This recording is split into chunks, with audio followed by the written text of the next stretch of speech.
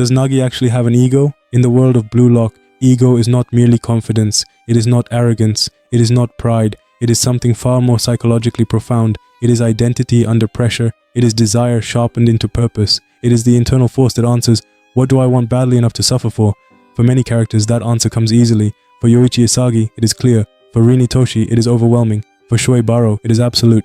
But for Nagi, the answer remains uncertain, and that uncertainty is the psychological heart of his tragedy. Because Nagi may possess genius, but genius is not the same as selfhood.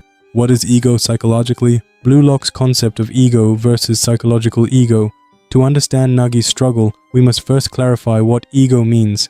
In traditional psychology, especially in the framework of Sigmund Freud, the ego is the mediating structure between instinct, morality, and reality. It is the organizing center of the self, the part that says, this is who I am, this is what I value, this is what I choose. But in Blue Lock, ego is more than self-regulation. It is identity fused with ambition. It is not enough to know who you are. You must know what you are willing to sacrifice. This is where Nagi struggles, because he has identity fragments but not identity commitment. He has flashes of desire but not sustained ambition. He has ability but not yet ownership of that ability. The difference between talent and ego. Talent exists without choice.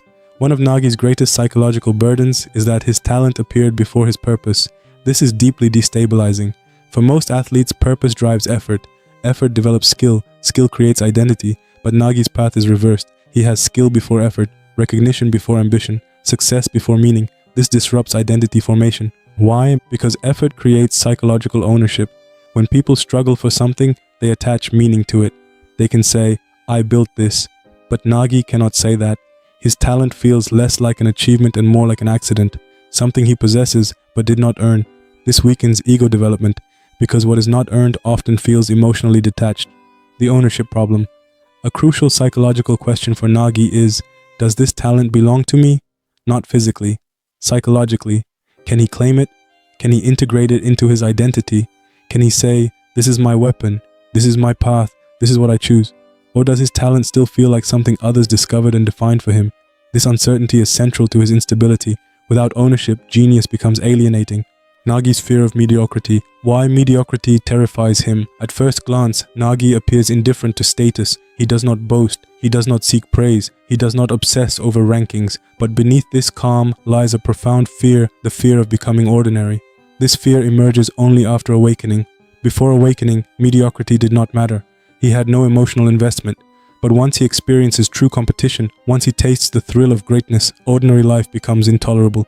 Psychologically, this is a dangerous transition because awareness creates vulnerability, the identity collapse threat.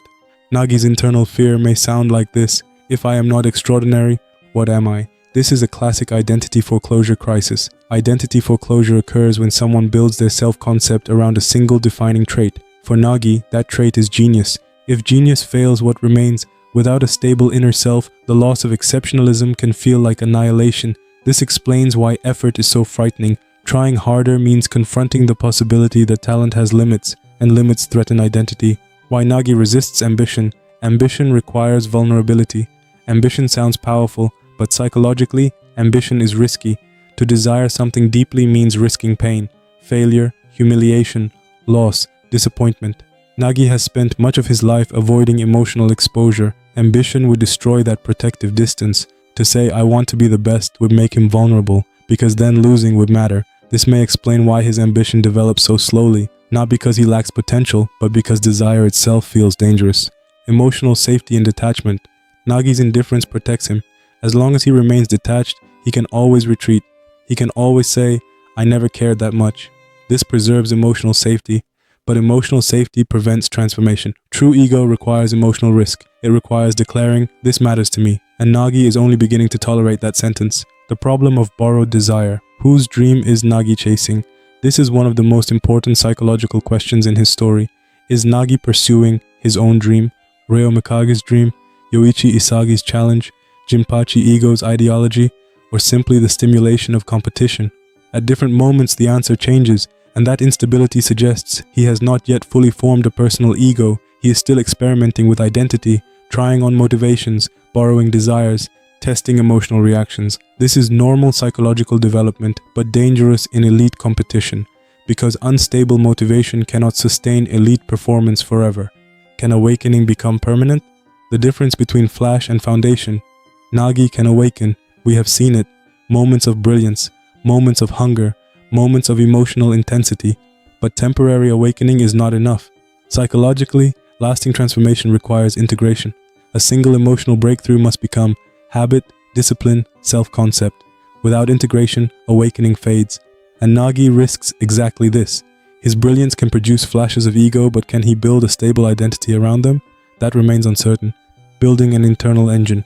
To become psychologically whole, Nagi must develop an internal motivational system independent of external praise, external rivals, external partners. He must answer, who am I when no one pushes me? What do I pursue when no one watches? Why do I play when no one demands it? Until he can answer these questions, his ego remains incomplete. Genius without a self, the existential tragedy. Perhaps the deepest tragedy of Nagi is this: he may become world-class before becoming psychologically whole. This creates an unsettling possibility. A player capable of greatness without knowing who he is. A genius admired by everyone while internally uncertain. A competitor capable of miracles while emotionally unfinished. This is existentially painful, because achievement cannot replace identity. Success cannot answer, who am I? Only self-construction can do that. And Nagi is still building. Seishirō Nagi's greatest challenge is not skill development. It is ego formation. He must transform talent into ownership, curiosity into ambition, stimulation into meaning, dependence into autonomy, and genius into identity. His fear of mediocrity reveals how much he now values greatness. His resistance to ambition reveals how vulnerable desire makes him feel. His flashes of awakening prove that an ego may be forming, but they do not yet guarantee permanence. Nagi is standing at a psychological crossroads. One path leads to temporary brilliance, the other leads to true selfhood. The difference lies in whether he can answer one simple question: what do I want, when no one else tells me what to want? Until he answers that, he remains what he has always been, a genius searching for a self. Can Nagi truly change? Can a person who has lived almost entirely without internal drive develop intrinsic motivation? Can someone who has spent years reacting to external stimulation learn how to generate desire from within? Can someone who has borrowed purpose from Reo Mikage, challenge from Yoichi Isagi, and identity from his own genius finally build something that belongs only to himself?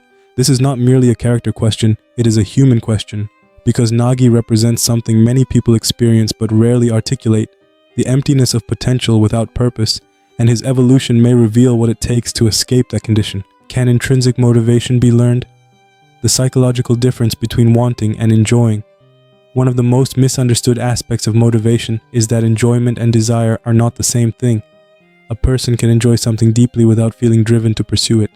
This describes Nagi perfectly.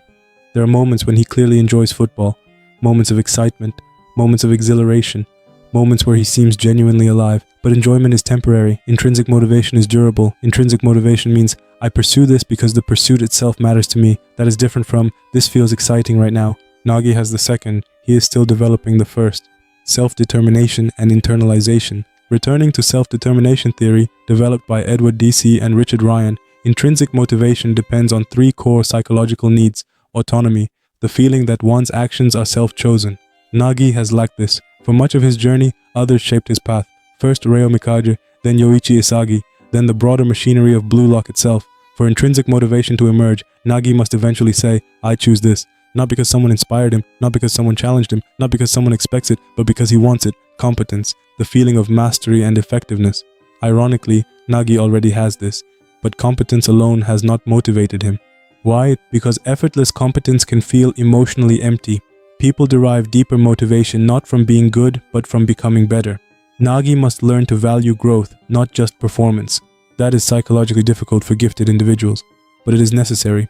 Relatedness, the feeling of meaningful connection. This may become Nagi's greatest source of transformation because despite his emotional detachment, his relationships clearly matter. His connection with Ryo, his rivalry with Isagi, even his interactions with other players. These bonds are beginning to awaken emotional investment, and emotional investment can become purpose.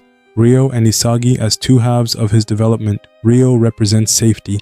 Psychologically, Ryo symbolizes comfort, stability, belief, acceptance. Ryo saw Nagi before Nagi saw himself. He offered purpose when Nagi had none. He gave direction to an otherwise drifting existence. But Ryo also enabled passivity. He made life easier, and psychological growth rarely occurs in comfort.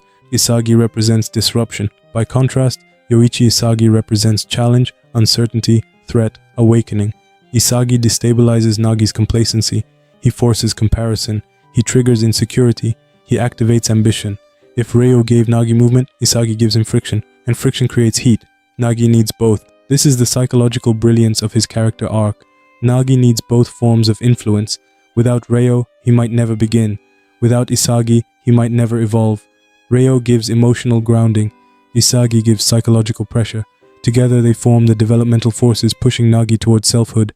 But ultimately, he must internalize both. He must learn how to comfort himself and how to challenge himself. The possibility of a true awakening. What real transformation would look like. A true psychological awakening for Nagi would not simply mean scoring better goals. It would mean a fundamental internal shift.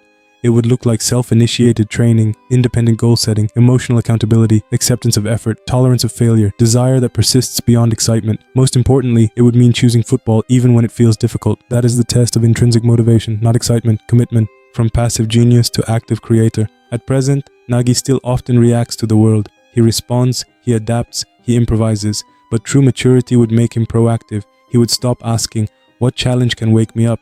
And begin asking, what can I build? That shift from responder to creator is the essence of psychological adulthood. Is Nagi's story tragic or hopeful? The tragic reading.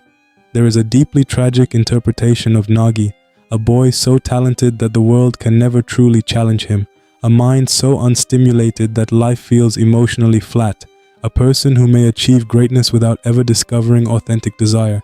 A genius condemned to chase stronger and stronger stimulation just to feel alive. In this reading, his talent is not freedom, it is isolation. But there is also hope, because unlike many emotionally numb individuals, Nagi is changing. He is beginning to feel frustration. He is beginning to feel guilt. He is beginning to feel fear. These emotions are painful but psychologically vital. Pain means attachment. Fear means investment. Longing means desire. These are signs of life, and life can grow. What Seishirō Nagi symbolizes. The existential gifted child. Symbolically, Nagi represents a modern psychological phenomenon, the talented individual who feels disconnected from purpose, the gifted student who no longer feels motivated, the talented athlete who fears effort, the intelligent young person who drifts through life, waiting for something meaningful to happen. Many people identify with this, not because they are football prodigies, but because they understand emptiness. They understand having potential, but not direction, ability, but not meaning, talent, but not desire. Nagi gives form to that experience, the search for meaning. At its deepest level, Nagi's story is not about football, it is about existential meaning. How do you choose a life path when nothing feels urgent? How do you create motivation when desire feels absent? How do you construct identity when success comes too easily? These are profoundly human questions, and Nagi's struggle offers no simple answers. Only process, only growth, only awakening. The boy learning how to want. Seishirō Nagi begins as a boy untouched by effort, a genius without ambition, a prodigy without purpose, a person moving through life half asleep. But his true journey is not toward becoming the world's best footballer. It is toward becoming psychologically awake, toward learning how to care, how to choose, how to commit, how to struggle, and most importantly, how to want. Because desire does not always arrive naturally. Sometimes it must be built, painfully, slowly, through failure, through guilt, through challenge, through emotional risk. Nagi's greatest victory will not be a championship. It will not be a miracle goal. It will not even be defeating Yoichi Isagi. His greatest victory will be the moment he can finally say, "This is my dream," and mean it. That is when his genius will truly become his own. That is when talent will transform into identity. That is when Seishirō Nagi will finally stop drifting and begin to live. Thanks for watching. If you enjoyed this deep dive, don't forget to like and subscribe.